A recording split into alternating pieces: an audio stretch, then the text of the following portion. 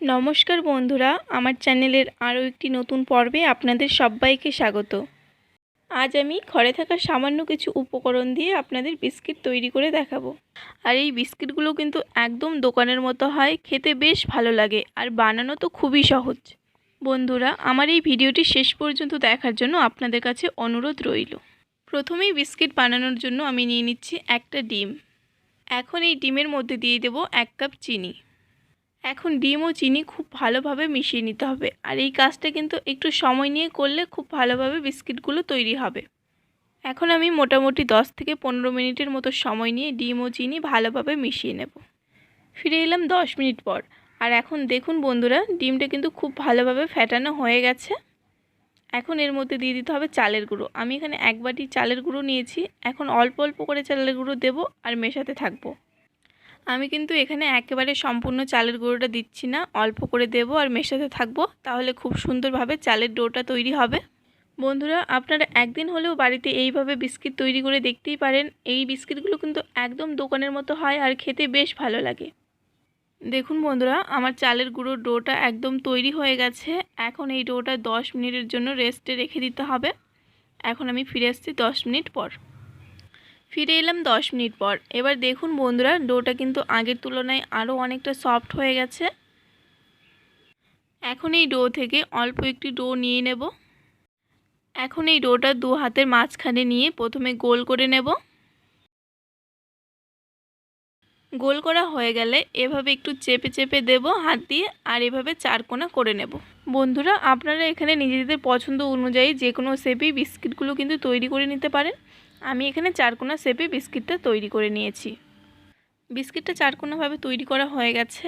এখন এরকম একটা কাঁটা চামচের সাহায্যে এভাবে একটু চেপে বসে দেব। এতে কিন্তু বিস্কিটের ডিজাইনটা আরও খুব সুন্দর লাগবে দেখতে। দেখুন বন্ধুরা, আমার একটা বিস্কিট তৈরি করা হয়ে গেছে। এখন এই বিস্কিটটা আমি একটা প্লেটে তুলে নিচ্ছি। একইভাবে সমস্ত বিস্কিটগুলো তৈরি করে নিচ্ছি, তারপর আপনাদের দেখাচ্ছি। সমস্ত বিস্কিটগুলো একইভাবে আমি তৈরি করে নিয়েছি। এখন এই বিস্কিটগুলো ভেজে নিতে হবে।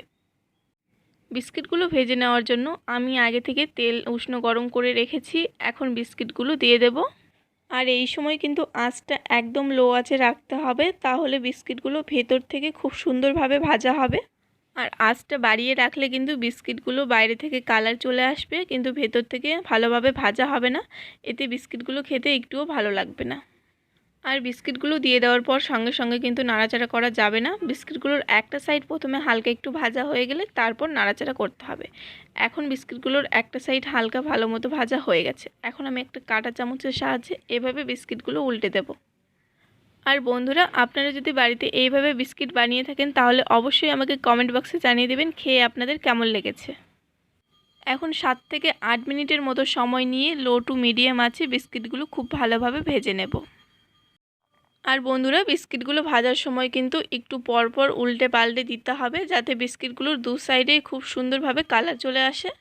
এখন আমি আপনাদের দেখাচ্ছি 7 মিনিট পর। ফিরে এলাম 7 মিনিট পর। এখন দেখুন বন্ধুরা, বিস্কিটগুলোতে কিন্তু খুব সুন্দর একটা কালার চলে এসছে। আর আপনারা বিস্কিটগুলো দেখেই নিশ্চয়ই বুঝতে পারছেন বিস্কিটগুলো কিন্তু খুব সুন্দরভাবে তৈরি হয়েছে। এখন বিস্কিটগুলো তেল ঝরিয়ে একটা পাত্রে তুলে নেব। একইভাবে আমি সমস্ত বিস্কিটগুলো ভেজে নেব, তারপর আপনাদের দেখাচ্ছি।